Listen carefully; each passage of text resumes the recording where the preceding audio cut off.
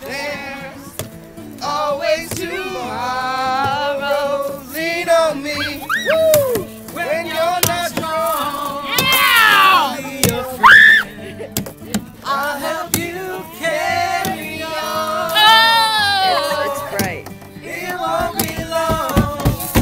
I'm gonna need somebody to lean. Yay.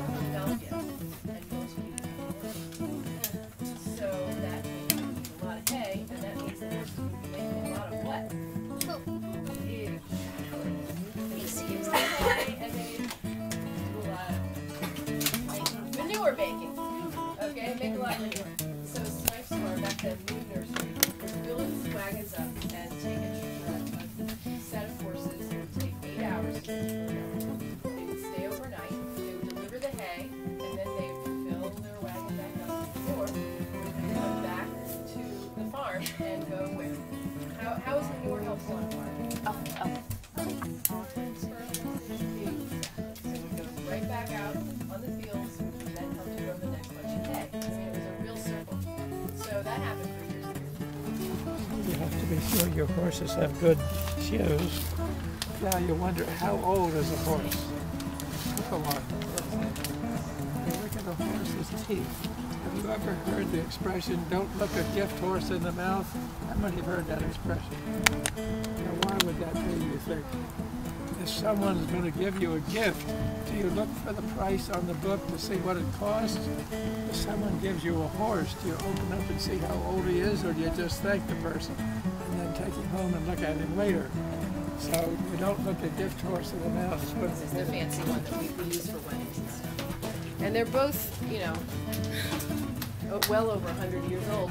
And we have to, if we have to get a wagon, like a wheel replaced or some kind of part replaced, we have to go to Lancaster, to Amish country, because that, you know, that's their main mode of transportation still. And so there's wonderful people who get us all fixed up. But on this farm and with Sam Snipes, you know, this is just another one of the vehicles that we use, besides bicycles and tractors.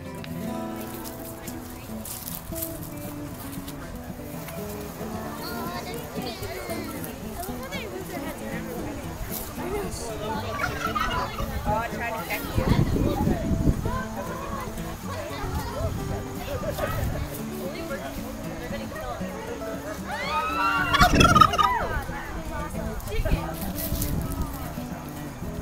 This is the most unsustainable thing we do, is to grow corn in the same place year after year, because the whole nature of organic farming is to rotate the crops. And for any number of reasons, there's so many reasons, and corn sucks all the nitrogen out of the soil, which means that it takes a ton of compost or something. And so we have to figure something out about next year. But yes, the drought stunted the corn's height, so it's not going to be very challenging for the corn mazers, because, you know, as soon as we get some rain, it'll shrivel the corn, it'll just get really smaller.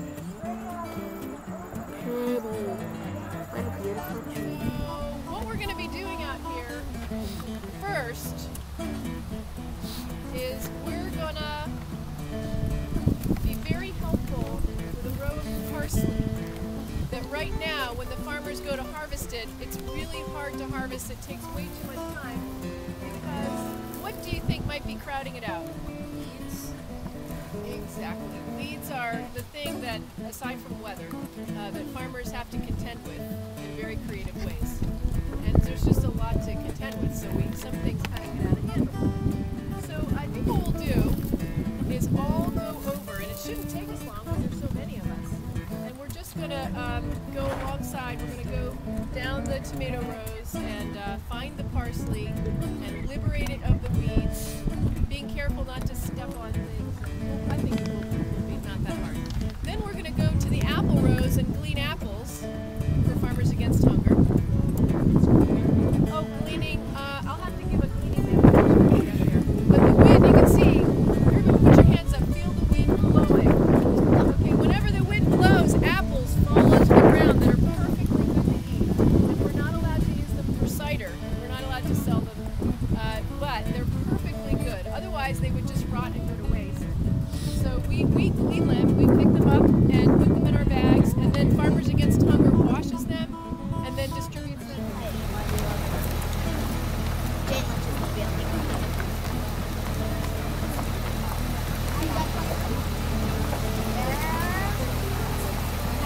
I mean, yeah, I watched the other.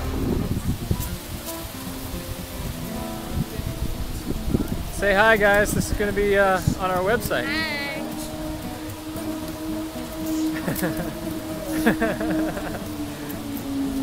What you got there, Griffin? Apples.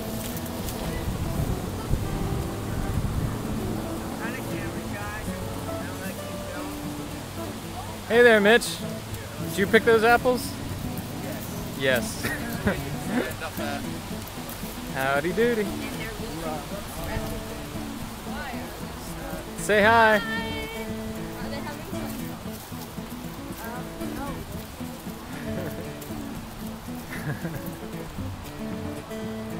We just finished picking apples, gleaning apples, and weeding out parsley and basil rows here at Snipes Farm. So it's been a good day. We're gonna make some pizzas out of the tomatoes and cobbler out of the apples, and do some cheese making, some mozzarella making, and make the cheese that we'll use on the pizzas.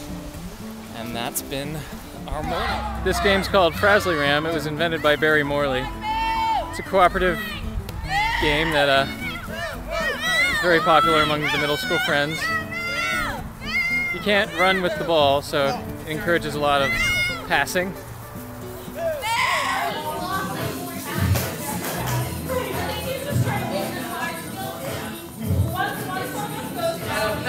Making pizza sauce from the tomatoes we picked today. The people playing apples to apples. Have some friends laying out over here. Got the hula hoop gang. Richard George breaking it down. In about 20 minutes we'll move into a workshop about the role food plays in different faith traditions, led by Gary Collins right here on the end. That's all for now. So this is pizza making using tomatoes that we picked from the farm today, as well as some basil and some parsley, peppers that we picked. We're learning about yeast, the way yeast makes the whole world happen. We have some attempted cheese making in here with Amelia. That cheese will go on our pizzas if it works out. We couldn't get the right kind of citric acid to make mozzarella, so it's kind of a gamble. We'll see what happens. But people have some, everyone's doing their own pie. And we have turkey pepperoni for some toppings.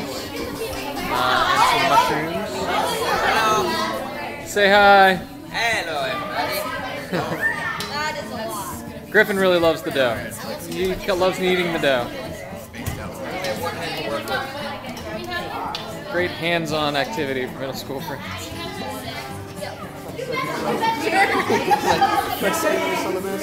So this is a story about heaven and hell. Hell being people with long spoons who cry and moan and suffer because they can't make the spoon reach to their mouth. And heaven is a place where you can reach to other people's mouths, so people feed one another. Moving it really fast isn't working, and you can think of another method.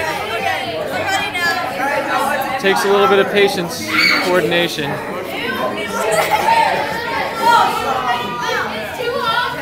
But it tastes pretty good. Hey Sophie, how's it taste? I can't Yeah? do it. It's scary. I do. Ooh, ooh.